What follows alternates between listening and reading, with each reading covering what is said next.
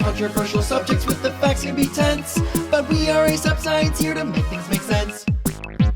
Today we are talking about New Year's resolutions, the science and information about how you can keep them.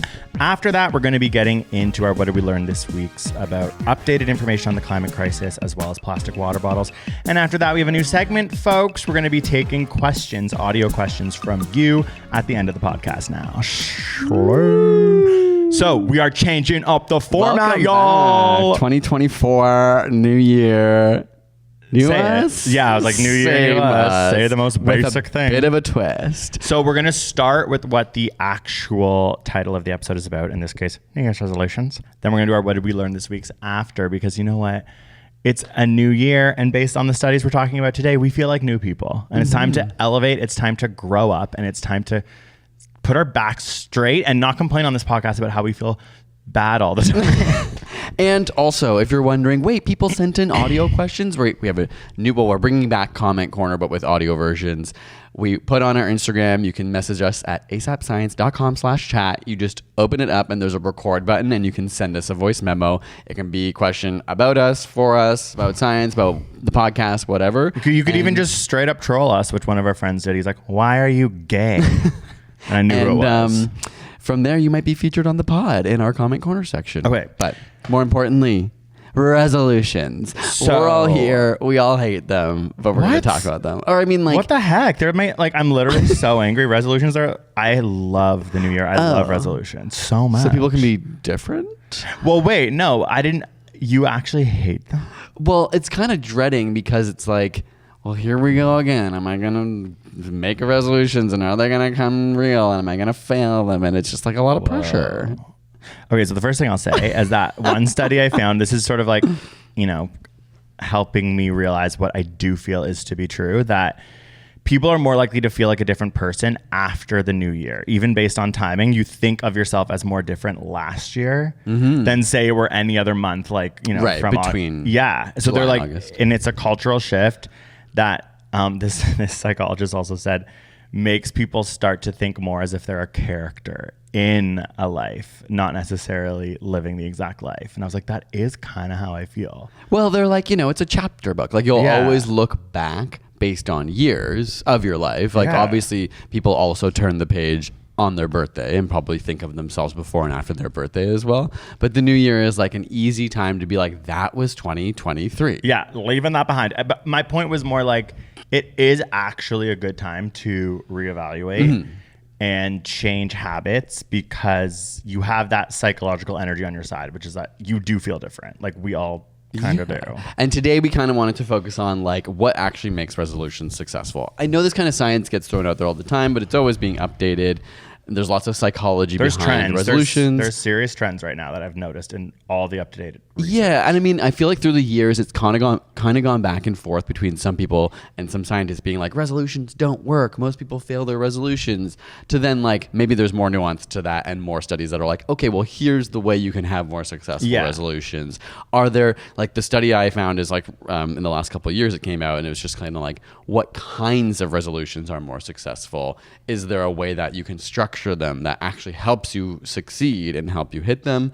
So we're gonna look into that kind of stuff. So yeah, like give me some. Do you want me to just like give me some. Jump right in? Yeah, because I'm in the midst of trying to keep all of mine. Okay, well, I think it's obvious that the most common type of resolution is like health related, whether it's fitness, whether it's losing weight, whether it's gaining weight. Like a lot of people start to think about their health in the new year. Hence, everyone makes jokes that like gyms get full in January and like subscriptions go through the roof, and it's a hellish time if you're at a busy gym. But this was trying to figure out not necessarily just about health, like what kind of goals are most successful. So it was on 1,000 people and they're put into 3 different groups. So you have like your control group, and then you have a group that's called the support group. That meant they were like literally given a page of info about like certain kinds of exercises they could do or like what makes resolutions successful. And then they were also They basically had to choose somebody who was their support that they would meet with every month to follow up with their goal. Whoa, imagine doing that. Yeah, Okay. to kind of like have an accountability Yeah. partner or somebody who would like check in with you. Yeah. And then the third group was called extended support. They were basically given like even more research and even more specific ideas around how to have successful resolutions. Yeah, so they compared all these three. Okay, yeah. I'm like, which one's the one? At the end of the year, all out of everyone, 55% of people thought they had been successful in the resolutions, which is way higher than I thought. Because I feel like I'm always like, well, I love that. Like, thought they'd been successful. It's like, yeah. yeah. Well, actually, that comes into play here. So They're like, you weren't. But they thought they well, were. okay. So participants with approach-oriented goals were significantly more successful than those with avoidance-oriented goals. So if your goal is like to not do something, it's probably a much harder goal I have than more if on it is that. to do something. Yeah, more on that later, folks.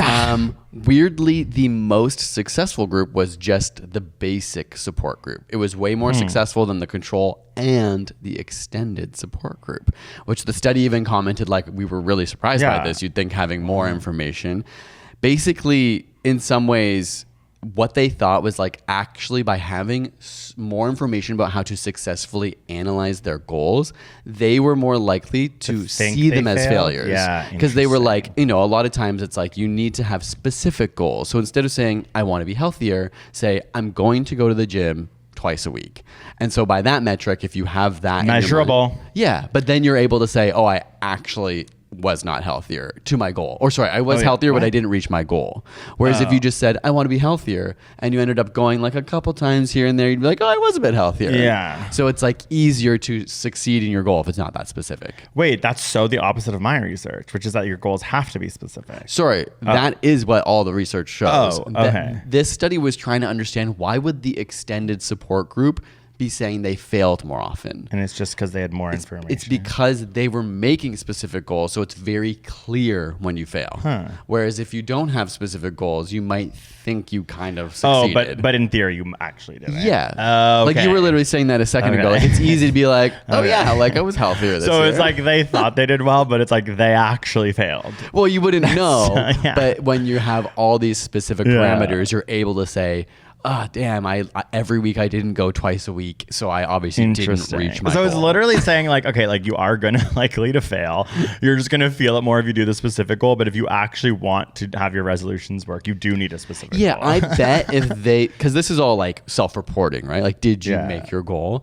This is my anecdotal assumption is like, if they were actually tracking them diligently, they would probably be like, oh yes, the people who had specific goals, as previous research has shown, were closer to their goals because they had specificity. A year is so long. At the end of the year, I'm like, a year is so short. Like any resolution's so easy. And then now that I'm like January 8th, I'm like, you expect me to do this shit like for another week, let alone a year? I'm like, I've already leveled up. I did it for 1 week. Like, leave me alone. I'd say for me personally, that is the hardest part. It's like, it's obviously so easy at the beginning of the year when you have crazy motivation. And there's nothing else to do because it's like, at least for us in Toronto, it's gray outside. Yeah, and you're coming out of holidays, so you just had a bunch of free time, and you're kind of like, yes, I have energy. Yeah. I've relaxed. I'm back. I'm gonna go to the gym every day. I'm gonna floss my teeth every day. But already like 2 weeks in, I'm just, or like I guess it's literally a little over a week, and I'm like, am I really gonna do this every day this whole year? 2 weeks, as if. And we didn't even count the first because we were hungover. We're like, it's not the new year yet. That's true. Okay, so what are your resolutions? Mine are slay so far. Like in terms of like what you've accomplished, you mean?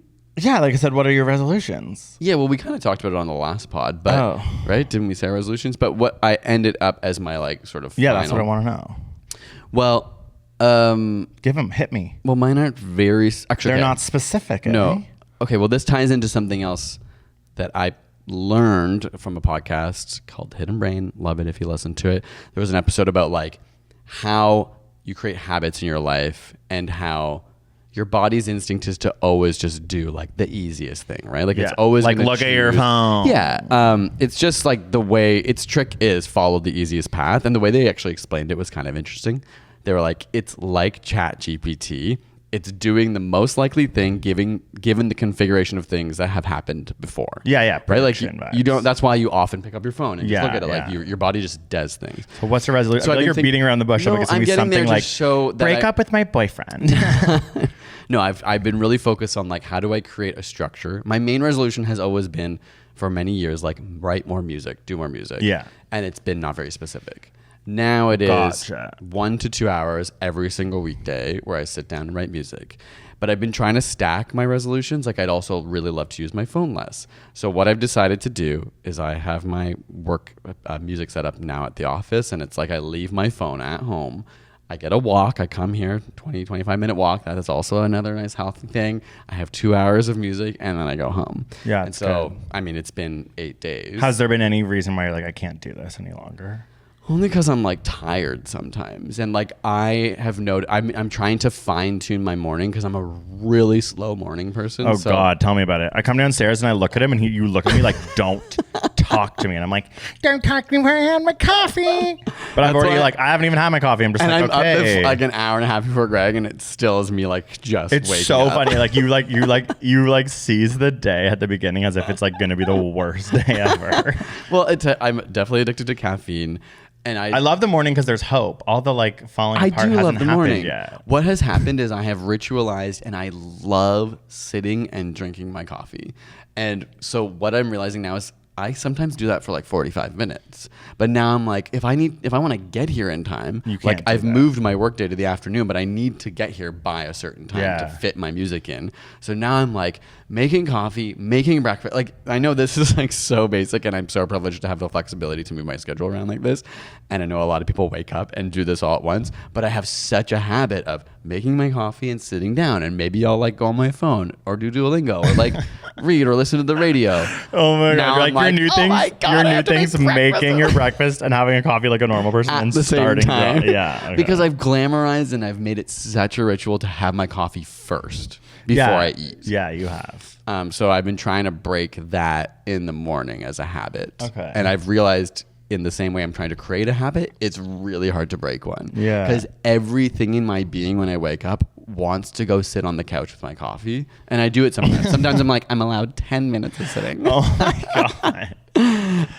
What is Life yours? is so boring when you find out people's like actual routines. Like on Instagram, like and like celebrities, like lives seem so interesting, but like we're all so boring. We just like get up, have breakfast and coffee, and then like, I know, and I hate that I'm like trying to optimize my life, but in some ways I'm like, it's a resolution. I'm just gonna try whatever. it for It's a year. the time of year. You're gonna in 2 weeks. Don't worry, we're gonna be on this podcast. Being like, remember that thing I did for 1 week? Literally. Well, what's yours? Well, mine is I've had such a bad day because I fell off of it, and I'm going to talk about that. But it is that I get up and I don't look at my phone until I've done an hour of work and an hour of painting, and it's been so fun. And then also putting my phone away at 9 p.m. And there's other ones like cleaning the house for 15 minutes. Is that one of your resolutions? Yeah. Aw, that's great. Thank you. The way you thought that? What do you mean? Why you say it like I'm a baby? Why baby? No, I'm just saying I benefit from that. Like, amazing. Thank you. Like, I didn't make that a resolution. Like, I'm like, she died. Sweet. No, I can tell. I'm like starting to notice. I'm like, oh, so he just leaves his plates everywhere. I thought I was the clean one. Like I'm now like, oh, like you thought I was the clean one. Sorry, I thought you were the clean one, but now I'm like, neither of us are clean because with 15 minutes a day, I'm starting to be like, damn, my messy ass roommate. Yeah. So the acronym that I learned was called SMART, which is a great acronym for your New Year's resolutions, which means specific, measurable, attainable, relevant, and timely. But the one thing, and I'll go through those more clearly because it is helpful. The one thing that they lack, which I have found is the biggest trend in New Year's stuff this year, like many new science articles, Men's Health, like all the whatevers, is all about like get out of jail free cards, and like failing is important. That you get out of jail free cards, like that you're allowed to fail. Because what they said is that everyone just makes these smart, specific, measurable, like do good New Year's resolutions, and then when they fail, they're just like throw them out, and then that's like the February vibe, and then you forget about it. And so, like for example, today Mitch was so rushed in the morning because he had to get here that he was like, "You have to go on your phone," because we had like a specific message. I was just like, "Can you respond for me?" And you were like, "No." Well, I was like, "I'm past my phone. I have to get." And I was out the door, and I was like, "Okay, you're so annoying." But well, why should your resolution have to force me to do something? We'll talk about it in therapy. It was a moment where I was like, "You actually are annoying," but I then went on my phone to send this message, and it was like I'm reading a book, Stolen Focus. Like, your phone is so, we will be talking about it a lot this year. Scary. And like, I actually couldn't, because I went on to respond to a message immediately when I woke up. I could not go. All of a sudden I went on all the apps, and all of a sudden it was half an hour later, and all of a sudden I was like, okay, I didn't do it. Because I was like, because you looked at one thing which led to another. I just like was like, these things are designed in an insane way. The whole way it's worked so far is I just don't even look at my phone. I don't touch my phone, and I just get my coffee and my breakfast. Like, most boring episode ever. Go up and I just start working, and it's like all of a sudden, like 2 hours later, it's actually easy. I'm painting, I've worked, and then I got my phone, and then I'm off to the races of whatever. It was crazy how I just like, I needed to respond to something on WhatsApp, and like to do that you have to see all the other WhatsApps, and then all of a sudden that kind of reminds you of the other text you have to send your friend. It's just crazy. So I fell off, but it doesn't mean I'm not going to do it tomorrow. Right. So like, that was the main thing. It was like, you are allowed to fail. You have to be okay with the ability to fail, and allow yourself the next day to be like, okay, it's not even like starting over. You're just starting as if that didn't happen. I think that, like, obviously that's such an important lesson, especially for the other perfectionists out there like me, who that could be the reason. Idea like, once you don't come here once, you might not come back. Yeah, but I've been like working on that a lot in my life for many things. It's No, but I like, get what you're saying. It's a lifelong thing, and it's okay to, like, even with like exercising, like, there's gonna be times when I have an injury, or I'm just too tired, or I'm just too busy, and like even the too tired, like, that's okay, as long as it's not like happening all the time and I'm making it an excuse. Because at first you start to like get really down on yourself, and you're like, oh man, I can't do this. Versus just like, everything great anyone has ever done just took persistence, and like had setbacks and roadblocks and failures. The nice thing about the phone thing is, like, I'm so much more anxious today. It makes me feel so much worse that you're like, okay, like I want to do the one. Tone. No, is that what you meant? Sorry. Yeah, or I just mean, like, I actually feel worse when I do or I feel worse today than the other days when I actually followed through on the resolution. That's a good thing. So that kind of leads to back to the SMART acronym. So specific, obviously, their big example is you don't say like lose weight. Like, you can't. If you have a resolution that says lose weight, they're arguing like you literally cannot follow through. That doesn't make any sense. Yeah. So you could like calorie count. It could be like lose 5 pounds in 3 months. It could be like to exercise for half an hour 3 times a week. Like, those types of things. You're like, okay, that makes obviously does make sense. That is healthier if you do 3 times a week. You know, like, you can say, okay, I did that. That's my resolution, but I am healthier. Like, that is your resolution. The vague one. Yeah, it's like, you could start vague. Like, what is a general goal I want? Then you have to make how do I make subversions of this that are more specific? But then they said that people, like kind of what you were saying, are more likely to keep reservations that are additive, not taking away. So for the health one, it's like eat 3 fruits a day, as opposed to eat less junk food. Like, have no cookies or something like that. Yeah, or mine was the same as like yours. no cookies. I'm like, that seems insane. Like, eat less cookies. Yeah, and like, I think it's interesting because, and I do this too, is like, you go to the extreme, and remembering like you don't have to have the most extreme goal, because sometimes that's what makes you feel like crap when you're like, literally eat 0 junk food this year, and then you had that as one. No, but I'm saying in general, I'm sure there are people out there that are like me and make these extreme goals, and that also like pushes you back when you. Making one mistake means you failed, versus like eating less, or like having a goal of eating more healthy fruits. It just makes sense. It's like, be healthier. It's like, oh no, eat 3 fruits a day versus eat less junk food. It's like, obviously eat 3 fruits a day sounds so much more fun, and you can actually go, I did it. Yeah. Like, every day. It's measurable. And then the like attainable one is interesting. It's like, you shouldn't do things like get a new job, because that actually is out of your control in a way. Like, things that you can apply for, things you have to get into, they're like, don't make that your resolution. You could say, I want to apply to 3 jobs. So then you could apply to 3 jobs and not get them, but you're like, you'll still feel more accomplished than if you're like, get a new job and then you try and you fail. I guess that's also like, not your fault, really. You can never know. And that could be a variety of things, like applying for school. It could be like, anything that I was like, I bet a lot of people do have those types of things, like get in like be cast in a commercial, or to like, if you're in the arts, it would be really hard. It's like, no, what are the things you can do around that you can still attain on your own with your own autonomy. And I was like, that's a good Yeah, point. I wonder if like it would be smart. I know a lot of people do like vision boards and stuff, and maybe it's important to separate what a vision board is from resolutions. Because Yeah. like obviously for a lot of people, like having the vision of like getting the success they want is what can drive them. So saying I want to book a gig, or I want to reach X many things and get cast. Vision boards have always been so dark to me. Yeah, maybe, but like scary. it gives people like inspiration. Yeah, no, I right? get like that. It's like, yeah. a lot of people start by saying, "This is what I want." Right? Like if you want to get into a university, you're going to say, I want to get into university. But that shouldn't be your resolution. So the resolution is like, okay, well, what's the elements like behavior. I can actually do? Yeah. And then at the end of the year, go, I did everything I could. Apply to 5 universities. You know what I mean? Like, also the study about the additive versus subtractive, it was of 1,066 people, found that those who had positive resolutions, aka eat more vegetables rather than less junk food, were 70% more likely to keep them. So like that is like, makes sense. And then the final part of SMART is the timely, the T, and that's just like you need deadlines. Like you can't have the year be your deadline. You need to make sort of like, and we talked about that before, like seasonal New Year's would be smart. Like new resolutions every season. Yeah. Like you have to give yourself less than 365 days, according to these psychology studies, to actually hit deadlines that would relate to your Yeah, it's probably that same resolution. thing. Like it's like this 365 can be your big one, and then how do you, like the study was a monthly check-in, or like can you set up goals along the way that you're trying to hit so you're motivated each month or each week? Although a 2007 study by the British psychologist Richard Wiseman found it was 3,000 people and 88% failed to achieve their resolutions. Although 52% were confident when they made them that they'd be able to do them because they were easy. So it's just like by the end of the year, like think about how long that is from now, like 88% of us failing, like, yeah, probably. Are you kidding? I'm not gonna get up every morning. Yeah. Like I'm saying it like I might, but like I can just like picturing this summer, it feels like a completely different, like the year is such a long time.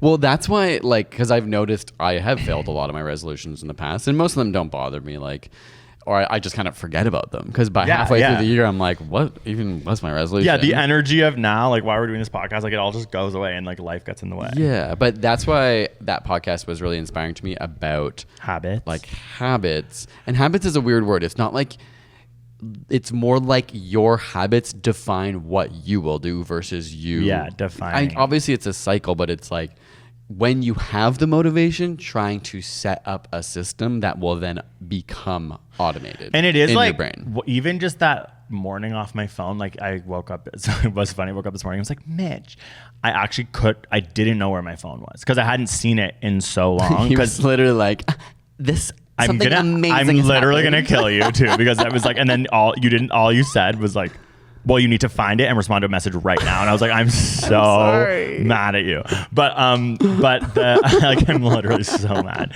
But it does bleed into everything else. Like I genuinely think I'm more addicted to my phone today because I started with it than I was yesterday. Because you kind of are just like, oh, I went all that time without it. And it was like, I kind of had a lot of fun. I was working. I was like really stimulated. And then all of a sudden it becomes less interesting. Like I'm hoping the habit will at least make me decrease my phone use overall. Yeah. But we'll see. I don't know. I think it's like anything. Like in terms of like the bad things in your life, like every day is a new day. You have new motivation. You've like rested. Your brain is ready to go. Anxious. Yeah. And I think like your phone being introduced early, and I know a lot of studies talk about this. It's like it is better to avoid it right in the morning for a variety of reasons. But once something's introduced, even like junk food, it's kind of like, I feel like there's a subconscious and a conscious part that's like, well, I already failed it today. So the rest of the day I can just honestly, throw the rest of the day away. I kind of feel like that. And it's hard not to, but it's because you're like, okay, I'll reset tomorrow. And that's also okay. It's important to remember, like you said, you're allowed to have your fail days. Yeah. And like, that's okay. And they're going to happen. Yeah. It's inevitable. You're never going to be able to have motivation every day. Another thing they said, and sometimes your partner's going to need you to check your phone. Oh God, Mitch, no. And that's going to be straight to therapy tomorrow, 4:15. See you soon, Mia. But the other thing was about how you can predict the issues that are going to come and what you'll specifically do in those instances. So for example, for me, I should have been like, Actually, yeah, I should have been like, okay, there will be mornings where your partner is going to be like, you have to go on your phone. Okay, this has never happened before. Okay, well, we're all listening and, it's recorded, so it's down in history. I'm just continuing to speak the truth.